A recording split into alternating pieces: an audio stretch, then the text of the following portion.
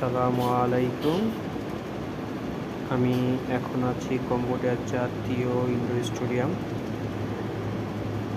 পেনম pen, Cambodia. এটি কম্বোডিয়ার রাজধানী ফনম পেনে অবস্থিত।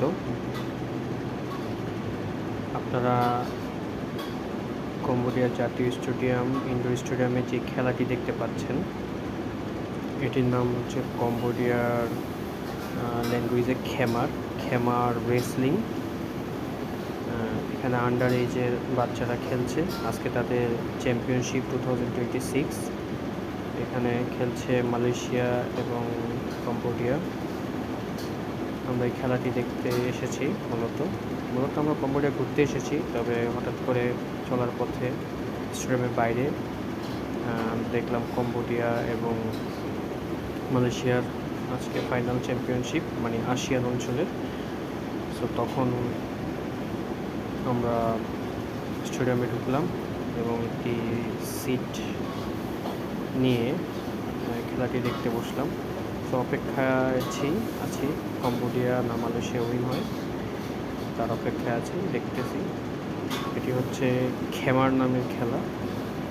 এখানে অনেকটা সুমো কুস্তি বা WWE রেসলিং চ্যাম্পিয়নশিপ ওরকম, কিন্তু এখানে আঘাত করা হয় না। এখানে শরীরের শক্তি দিয়ে একজন আরেকজনকে হারায়, প্রদর্শন করা হয়, শরীর শক্তি প্রদর্শন করা হয়। কার শক্তি কত বেশি এটাই এখানে মূলত প্রকাশ করা হয়। এখানে আমরা আম্পায়ারকে দেখছি, খুব সুন্দর এবং সুশৃঙ্খলভাবে এই খেলাটি পরিচালনা করছে। পরিদর্শকবৃন্দ আছে ক্যামেরার ঠিক ওই পাশে, আপনারা দেখতে পাচ্ছেন কিনা আমি জানি না। কম্বোডিয়া অ্যাকচুয়ালি অনেক রেস্ট্রিক্টেড টাইপ কান্ট্রি। এখানে যেখানে সেখানে খুব বেশি ভিডিও করাটা অ্যালাউ করে না, মানুষ একটু অন্য পাকা চোখে তাকায়।